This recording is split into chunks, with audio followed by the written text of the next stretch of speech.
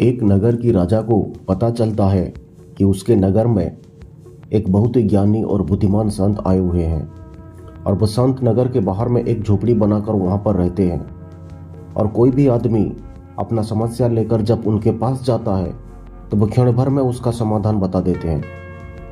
परंतु उस समय उस नगर का राजा बहुत ही घमंडी था। उससे जब पता चलता है कि कोई संत नगर में आया है और वो बहुत ज्ञानी है, तब राजा ने सोचा कि क्यों ना उसे एक बार देखा करे कि वो संत देखने में कैसे हैं और उसने ऐसा कौन सा ज्ञान प्राप्त कर रखा है। यही सोचकर राजा घोड़े पर बैठकर उस साधु की कुटिया पर जाता है। उस समय साधु कुटिया के बाहर ध्यान में बैठे थे। राजा वहां जाकर जब साधु को देखते हैं तब साधु का कपड़े बहुत ही गंदे थे और उनके कपड़े भी फटे हुए थे। साधु बहुत दिनों से वहां पर तपस्या कर रहे थे। वो साधु अपने कपड़े पर कभी ध्यान ही नहीं दिए थे। वो एकदम भिखारी जैसे लग रहे थे। राजा उसके पास जाता है और कहता है, अरे वो भिखारी, जरा आंखें खोल कर देख, तेरे द्वार पर इस नगर का राजा आया है। मुझे बता कि ये जो रास्ता है ये कौन सा नगर में जाता है। राजा की भाषा में बहुत ही ज्यादा घमंड था। जब साधु ये सुनता है तब साधु अपना आंखें खोलता है। तभी वो संत कहता है, हे राजन, ये रास्ता वहां जाता है जहां पर कोई नहीं जा सकता। तभी वो राजा कहता है, अरे वो भिखारी, ऐसा कौन सा रास्ता है जहां पर राजा नहीं जा सकता। तू बता तो सही, मुझे कौन सा दिशा पर जाना है। तू रास्ता बता, मैं उस रास्ता पर जाकर बताता हूँ। मुझे बता तो सही कि कौन सा दिशा पर जाना है। तभी वो सब कहते हैं, राजन, 5वीं दिशा में जाना है। राजा जब ये बात सुनता है तब उसका गुस्सा बढ़ जाता है और कहता है, अरे वो फकीर, तुम हमारा मजाक उड़ा रहे हो। दिशाएं 4 होता है, 5 की कोई दिशा नहीं होती। और यदि तूने 5वीं दिशा की जवाब नहीं दिया तुम्हारा सार अलग कर दिया जाएगा। बता कि कौन सी 5वीं दिशा है। तभी वो गुरु कहते हैं, 4वीं दिशा जो हमें नहीं पहुंचाती है वही हमें 5वीं दिशा पहुंचाता है। उस दिशा का मार्ग कोई तय नहीं कर सकता, ना ही उस पर कोई चल सकता है और ना ही उसके ऊपर कोई जा सकता है। अपने आप को चक्रवर्ती कहलाने वाले राजा भी उस पर नहीं जा सकते। उस रास्ते पर जाना तो क्या, उसके ऊपर पैर भी नहीं मार सकते। राजा जब ये सुनता है तब उसके अहंकार को चोट लगता है। राजा बोलता है, अरे वो भिखारी, तू बता तो सही, मुझे कौन सी दिशा पर जाना है। तभी वो संत कहता है, इस दिशा के बारे में ना तो राजा को, ना भिखारी को, ना अच्छे को, ना बुरे को, ना पापी को, ना धार्मिक को, किसी को भी इस दिशा के बारे में बताया नहीं जा सकता। इतना सुनने के बाद राजा सोचता है कि ये तो मेरा समय बर्बाद कर रहा है। ऐसी कोई ना मार्ग होता है ना दिशा होता है। ये तो अज्ञानी आदमी है, पर लोग क्यों उसे ज्ञानी कहते हैं। ये तो कुछ भी नहीं जानता है और ये कौन सी 5वीं दिशा की बात कर रहा है, मेरा समय बर्बाद कर रहा है।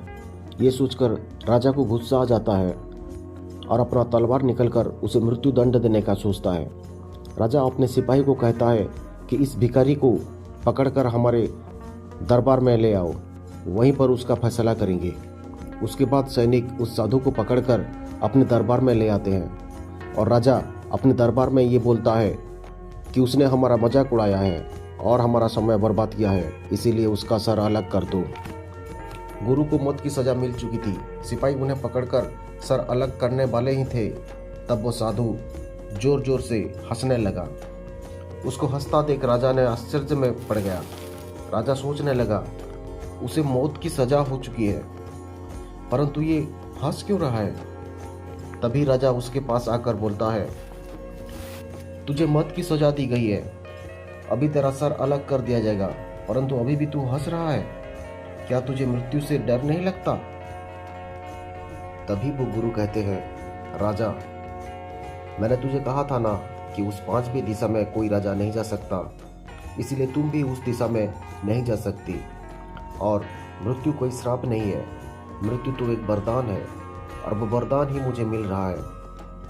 तुम बस मेरे शरीर को मार रहे हो, मुझे नहीं मार रहे हो। इतना सुनने के बाद राजा भी हैरान रह गया और राजा ने उस साधु को छोड़ने का आदेश दे दिया।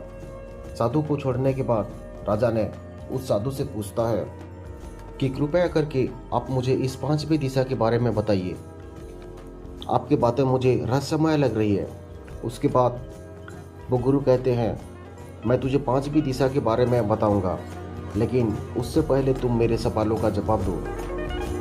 मुझे ये बताओ कि तुम्हारे राजा बनने में तुम्हारा कितना योगदान था।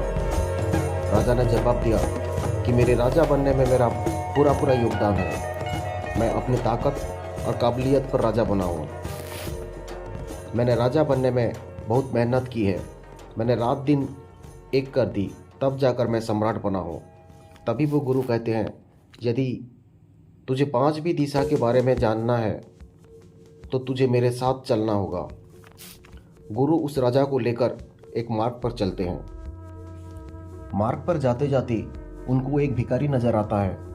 उस भिखारी को देखकर गुरु राजा से पूछते हैं कि राजा,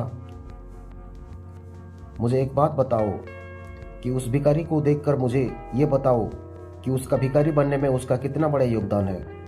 राजा ने कहा कि उस व्यक्ति का भिखारी होने में उसका पूरा योगदान है। आदमी अपना बल और कर्म के आधार पर इस दुनिया में अपना पहचान बनाता है।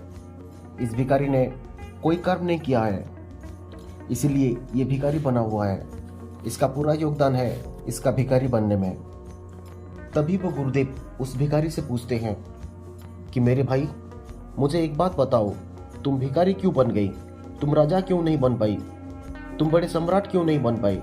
आखिर तुमने भिखारी बनने का फैसला क्यों किया? तभी वो भिखारी जवाब देता है, हे गुरुदेव, मेरे माता पिता कौन है मुझे नहीं पता। मेरे माता पिता मुझे बचपन में ही छोड़ दिया। एक बूढ़ी औरत ने मुझे पाल पोस कर बड़ा किया, लेकिन थोड़ी दिन पहले उस बूढ़ी औरत भी मुझे छोड़कर चली गई। और वो बूढ़ी औरत बहुत गरीब थी, इसीलिए मुझे बहुत काम करना पड़ता था।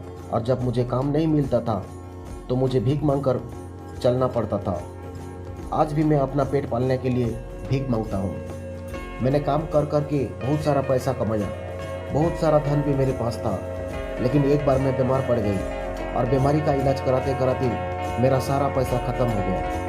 और उसके बाद मेरे शरीर में उतनी ताकत नहीं बची कि मैं कोई और काम कर सकूं। इसलिए मैं भीख मांग रहा हूँ।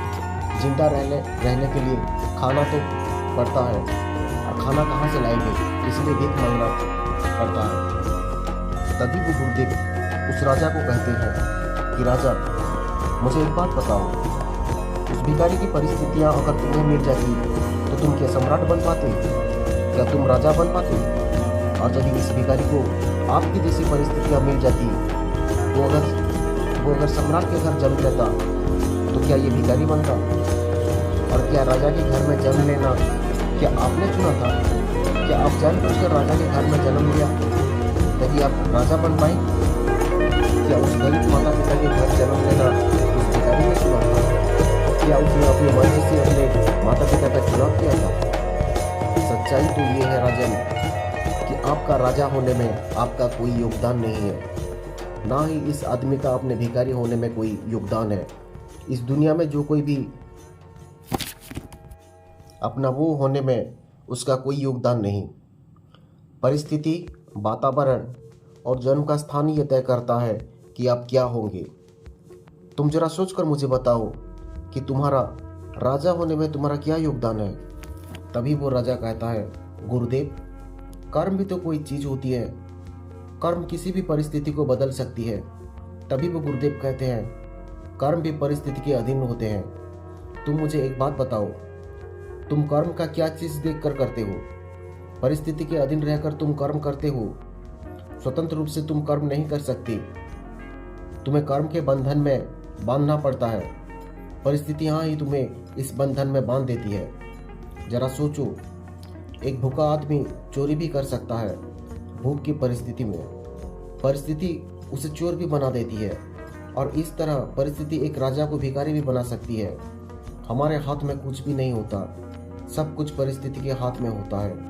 तभी उस राजा के समझ में आता है और वो गुरुदेव के चरण में गिर पड़ता है और कहता है, गुरुदेव तो हम क्या काठपुतली हैं? तभी वो गुरुदेव कहते हैं, राजन अब तुम उस मार्ग पर चल सकते हो, उस 5वीं दिशा की ओर चल सकते हो, क्योंकि उस दिशा पर वही जा सकता है जिसने इस दुनिया की हकीकत को जान लेता है, और जिसने उस मार्ग पर परिस्थितियों को जान लिया वही आदमी स्वतंत्रता से काम कर सकता है। तब उस आदमी पर परिस्थितियां की प्रभाव पड़ना बंद हो जाता है।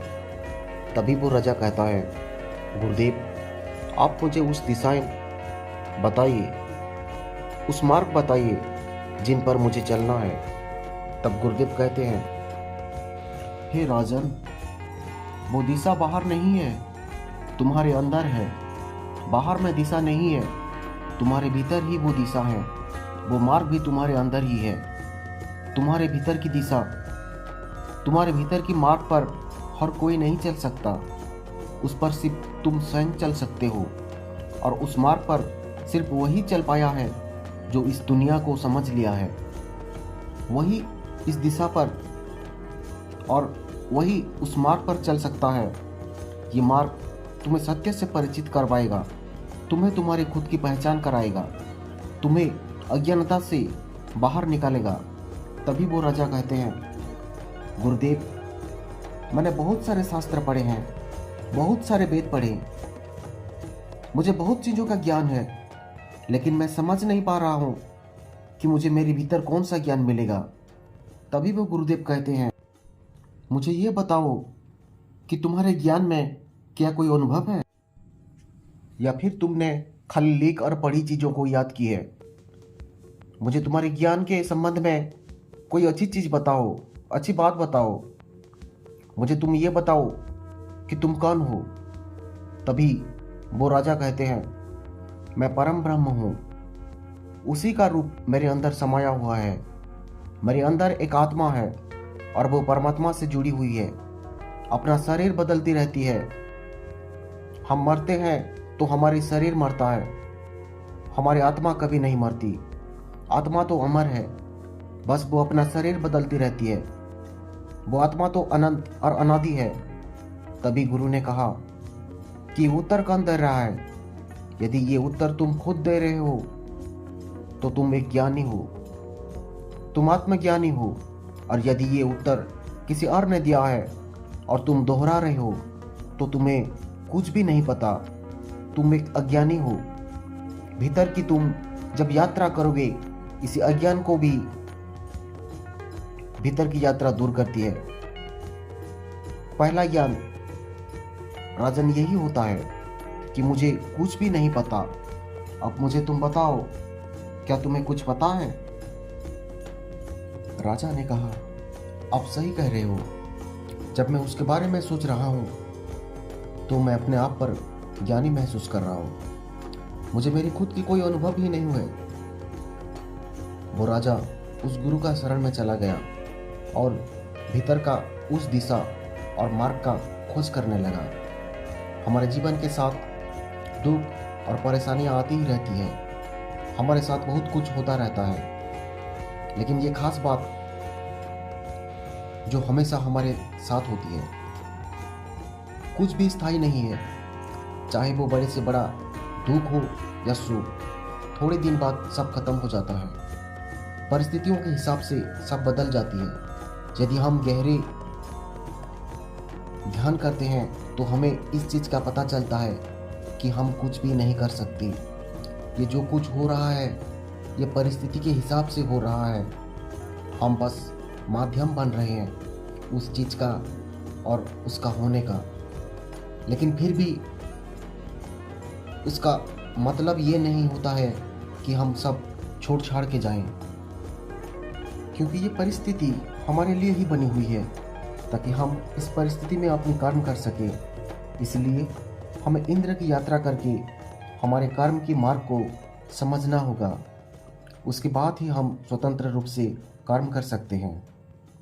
तो दोस्तों, कैसे लगी हमारी ये कहानी? उम्मीद है कि ये कहानी आपको पसंद आई होगी। वीडियो पसंद लगे वीडियो को लाइक और सब्सक्राइब कर देना, क्योंकि ऐसे ही कहानी हम आपके लिए लाते ही रहेंगे। मिलते हैं अगले कहानी में। तब तक के लिए अपना ख्याल रखें। नमस्ते।